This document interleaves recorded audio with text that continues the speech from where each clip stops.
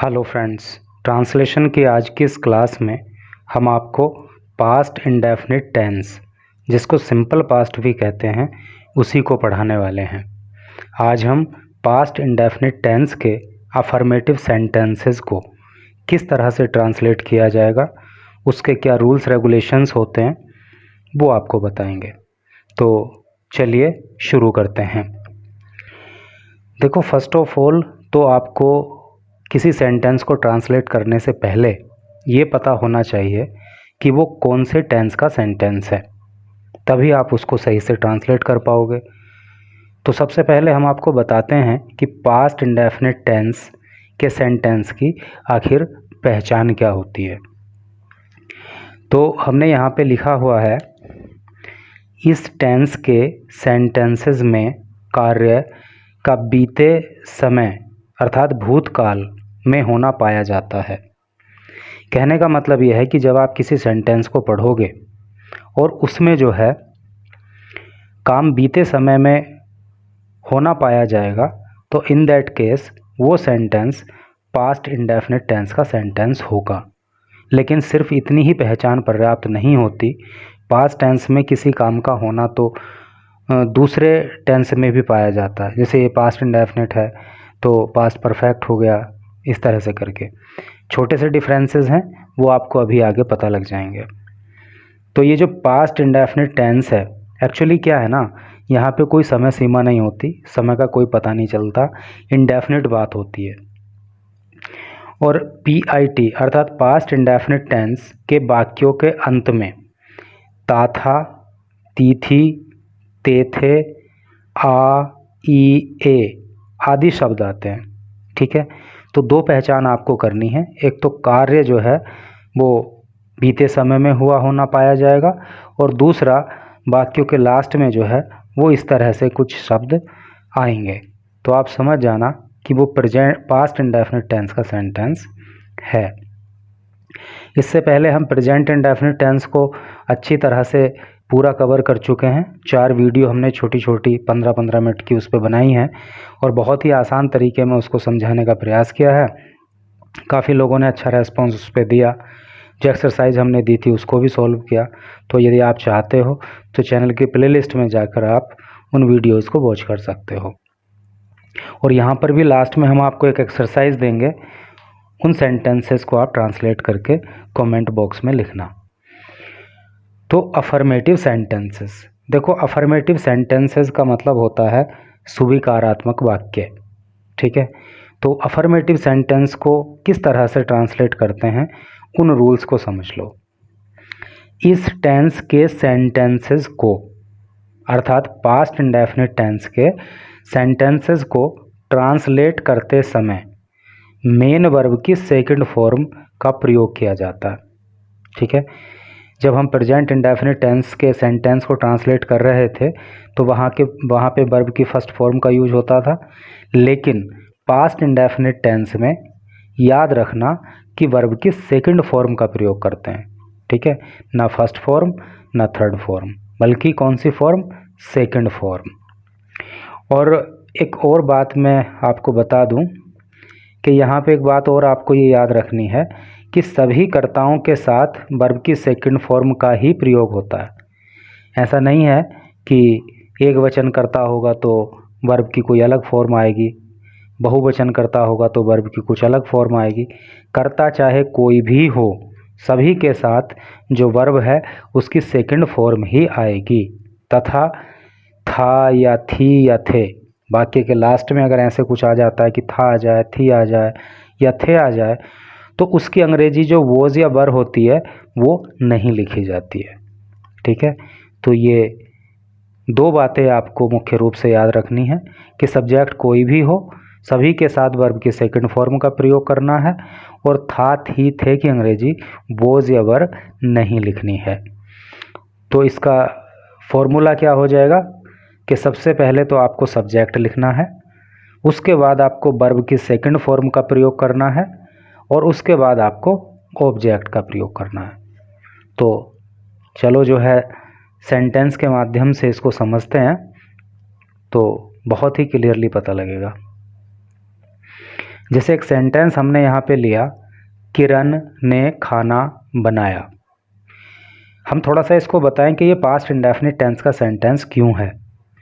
किरण ने खाना बनाया, सुनने से क्या पता लग रहा है कि कार्य जो है वो हो चुका है, ठीक है। लेकिन कब हुआ कब नहीं हुआ इस बात का पता नहीं लग रहा है, तो इसलिए इंडेफिनिट है, पास्ट का इंडेफिनिट। किरण ने खाना बनाया, है नहीं। दूसरी बात यह है कि एक तो पास्ट का पता लग गया, दूसरी बात हमने बताई थी कि ता था, ती थे, ते थे, या फिर आ, ई, ए ऐसे वर्ड लास्ट में आते हैं। तो यहाँ पे बनाया अर्थात आ गया ना, आ का डंडा लगा हुआ है लास्ट में, तो ये क्या हो गया, ये हो गया पास्ट इंडेफिनिट टेंस का सेंटेंस। काम भी बीते समय में हो गया और बाद में आ भी आ गया। तो किरण ने खाना बनाया, कैसे इसको ट्रांसलेट करेंगे। सबसे पहले लिखेंगे सब्जेक्ट, सब्जेक्ट हमने लिख दिया किरण, भाई किरण ही तो काम को करने वाली है, इसमें किरण ही तो सब्जेक्ट है, किरण लिख दिया। उसके बाद वर्ब की सेकंड फॉर्म लिखेंगे। तो वर्ब क्या है इसमें, अर्थात क्रिया क्या है, किरण ने खाना बनाया, खाना क्रिया है या बनाया, बनाना क्रिया है। भाई बनाना क्रिया है ना, काम जो हुआ वो तो बनाने का हुआ ना, तो उसकी अंग्रेजी क्या होती है, खाना बनाने का मतलब खाना पकाना, तो कुक लिख दिया। कुक की सेकंड फॉर्म होती है कुक्ड। वैसे प्रिपेयर का भी यूज कर सकते हैं, प्रिपेयर्ड हो जाएगा फिर उसका।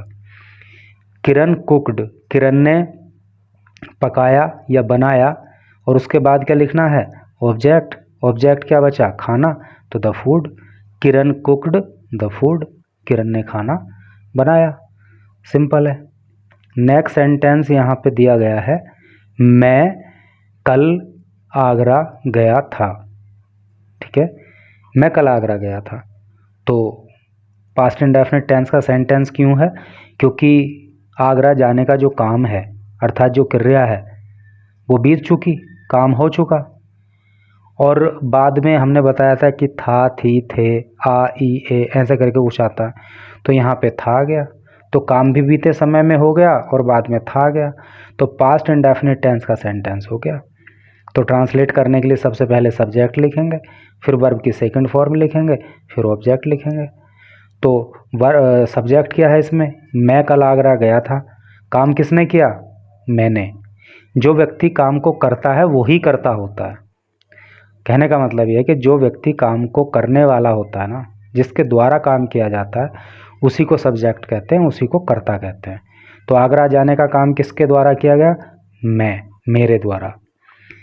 तो मैं कल आगरा गया था, तो इसमें सब्जेक्ट क्या हो गया, मैं, और मैं की अंग्रेजी इंग्लिश में हो गई आई, ठीक है, आई, मैं। उसके बाद वर्ब की सेकंड फॉर्म लिखनी होती है। वर्ब क्या है इसमें, आगरा या गया, गया अर्थात जाना, जाना ही तो क्रिया है, जाने का ही तो काम हुआ, तो जाने की अंग्रेजी क्या होती है, गो, और गो की जो सेकंड फॉर्म होती है वो होती है वेंट। देखो गो फर्स्ट फॉर्म होती है, वेंट सेकंड फॉर्म होती है, और गोन जो है वो थर्ड फॉर्म होती है। तो याद रखना, go, went, gone. I went to Agra, मैं आगरा गया यस्टरडे, कल। और जब चूंकि बीते हुए कल की बात हो रही ना, भाई आने वाले कल की थोड़ी हो रही है, बीते हुए कल की बात हो रही है, जो कल बीत चुका। तो जब बीते हुए कल की बात होती है तो कल की अंग्रेजी क्या लिखी जाती है, कल की अंग्रेजी लिखी जाती है फिर यस्टरडे। तो I went to Agra yesterday, मैं कल आगरा गया था। और एक सेंटेंस देख लो, यहाँ पे एक सेंटेंस ये है, तुम कार्यालय देर से आए थे, है नहीं। तो पास्ट इंडेफिनिट टेंस का सेंटेंस इसलिए है क्योंकि कार्य पास्ट में हुआ, भूतकाल में हुआ, अर्थात बीते समय में हुआ। कार्य वो बोला ना, तुम कार्यालय देर से आए थे, तो जो कार्यालय आने का काम है ना वो तो बीत गया। दूसरी बात, बाद में था, थी, थे वगैरह आता है कुछ, तो यहाँ पे थे आ गया, ठीक है। तुम कार्यालय देर से आए थे, तो दोनों पहचान यहाँ पे मुकम्मल हो गई ना, तो ये पास्ट इंडेफिनिट टेंस का सेंटेंस हो गया। अब इसका ट्रांसलेशन क्या होगा, सबसे पहले सब्जेक्ट लिखते हैं, तो सब्जेक्ट है यू, है नहीं। यू का मतलब तुम है, तो तुम की अंग्रेजी क्या हो गई, यू। उसके बाद वर्ब की सेकंड फॉर्म लिखते हैं। वर्ब क्या है इसमें, आना, आने का ही तो काम हुआ। आने की अंग्रेजी होती है कम, और कम की जो सेकंड फॉर्म होती है वो होती है केम। इसकी कम केम कम ऐसे करके होती है। Come first form, second form came होती है, और थर्ड फॉर्म फिर से कम होती है। तो यू केम लेट, तुम देर से आए, इन द ऑफिस, ऑफिस में। ठीक है। चौथा सेंटेंस, फोर्थ सेंटेंस क्या है? वर्षा जोर से हुई। ठीक है। और जब वर्षा के लिए सब्जेक्ट यूज करना होता है तो क्या करते हैं? इट। वर्षा जोर से हुई, इट रेन्ड। रेन का मतलब वर्षा होना होता है, और उसकी सेकंड फॉर्म होती है rained. It rained heavily. Heavily का मतलब होता है जोर से, तो वर्षा जोर से हुई।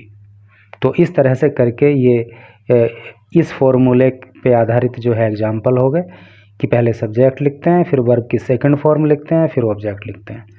अब कुछ और सेंटेंसेस को देख लेते हैं। देखो यहाँ पे है, यदि सेंटेंस में सका, सकी, सके आदि शब्द आ जाएं, इनमें से अगर कोई शब्द आ जाए तो सब्जेक्ट के बाद कुड, यानी कैन मीन सकना होता है ना, और कुड मीन सका, कुड का प्रयोग किया जाता है, तथा फिर मेन वर्ब की फर्स्ट फॉर्म का प्रयोग किया जाता है। ठीक है। अभी हमने बताया था कि वर्ब की सेकंड फॉर्म का प्रयोग करना है, लेकिन जब आप कुड का प्रयोग कर दोगे, यानी कि कैन की आपने सेकंड फॉर्म लिख दी कुड, तो फिर मेन वर्ब की आप फर्स्ट फॉर्म लिखोगे। ठीक है। तो फिर क्या रूल हो जाएगा? सब्जेक्ट लिखोगे पहले, उसके बाद कुड का प्रयोग करोगे, उसके बाद वर्ब की फर्स्ट फॉर्म का प्रयोग करोगे। अब ध्यान रखना, मेन वर्ब की सेकंड फॉर्म नहीं प्रयोग करनी है, मेन वर्ब की फर्स्ट फॉर्म प्रयोग करनी है। उसके बाद जो है ऑब्जेक्ट लिखना है। कई बार यहाँ पे स्टूडेंट्स गलती करते हैं, उनको लगता है कि यार पास्ट टेंस में तो हमेशा सेकंड फॉर्म का ही प्रयोग होता है, तो यहाँ पे कैन की सेकंड फॉर्म आ गई तो कुड फिर जो है मेन वर्ब की सेकंड फॉर्म थोड़ी आएगी। एक सेंटेंस में एक ही तो सेकंड फॉर्म लाओगे, तो मेन वर्ब की जो है फर्स्ट फॉर्म आती है जब कुड का प्रयोग हो जाता है। तो जैसे यहाँ पे आप ये दो एग्जाम्पल हमने लिए हैं इस रूल पे आधारित, उनको ज़रा समझ लो। तुम वहाँ जा सके, तुम वहाँ जा सके, क्या इसकी अंग्रेजी होगी? सब्जेक्ट क्या है? तुम, पहले सब्जेक्ट लिखना है ना, तुम की अंग्रेजी हो गई यू। उसके बाद सके आ गया ना, तो जब सके आ जाता है तो कुड का प्रयोग करते हैं, तो कुड लिख दिया। उसके बाद वर्ब की फर्स्ट फॉर्म लिखते हैं, तो वर्ब क्या है यहाँ पे? तुम वहाँ जा सके, जाने का ही तो काम हुआ, तो जाने की अंग्रेजी गो होती है। इसको वेंट नहीं कर सकते, सेकंड फॉर्म में लिखेंगे। वर्ब की जो है फर्स्ट फॉर्म लिखनी है गो। देयर का मतलब वहाँ, यू कुड गो देयर, तुम वहाँ जा सके। क्या मुश्किल है? दूसरा सेंटेंस है, वे क्रिकेट खेल सके, यानी वे क्रिकेट खेल सके। इसको कैसे ट्रांसलेट करेंगे? सबसे पहले सब्जेक्ट लिखेंगे, सब्जेक्ट है वे, अर्थात अंग्रेजी हो गई दे। उसके बाद कुड का प्रयोग करेंगे, तो यहाँ पे आ गया कुड। उसके बाद वर्ब की फर्स्ट फॉर्म का प्रयोग करेंगे, और वर्ब क्या है इसमें? वे क्रिकेट खेल सके। क्रिकेट है कि खेलना है? भाई काम खेलने का हुआ ना, तो खेलना ही वर्ब हो गया। तो खेलने की अंग्रेजी क्या होती है? प्ले। दे कुड प्ले, और बाद में लिखना है क्या? ऑब्जेक्ट। ऑब्जेक्ट आ गया cricket. They could play cricket, वो क्रिकेट खेल सके। तो चलो एक एक्सरसाइज हम आपको यहाँ पे देते हैं। इसमें जो है 3 सेंटेंसेस आपके लिए हैं, आप इनको जो है ट्रांसलेट करके कमेंट बॉक्स में लिखना, तो आपकी भी प्रैक्टिस हो जाएगी और हमें भी पता लगेगा कि हाँ कुछ लोग इसको डीपली पढ़ रहे हैं ट्रांसलेशन की क्लास को। तुमने मैच खेला, ठीक है, इसको ट्रांसलेट करना है। उसने अपनी किताब पढ़ी, ठीक है। वे स्कूल जा सके। ये 3 सेंटेंस आपके लिए हैं, इन तीनों को आप ट्रांसलेट करना। और आप जो है ना डेली ट्रांसलेशन की थोड़ी थोड़ी प्रैक्टिस करो, तो फिर आपके लिए इंग्लिश बोलना सीखना भी आसान हो जाएगा। कंपटीशन की प्रिपरेशन करोगे तो फिर वो भी आसान हो जाएगा, क्योंकि विदाउट ट्रांसलेशन तो ये दोनों ही कार्य जो है एक तरह से असंभव से हैं, और अगर कर भी पाए तो उल्टा सीधा ही हो पाएंगे, ज़्यादा अच्छा नहीं हो पाएंगे। और आप जानते ही हो कि भाई कंपटीशन की प्रिपरेशन के लिए भी आपको बहुत अच्छा परफॉर्म करना होता है, तो फिर ट्रांसलेशन तो सीखनी ही होगी। Thank you very much for watching this video till last.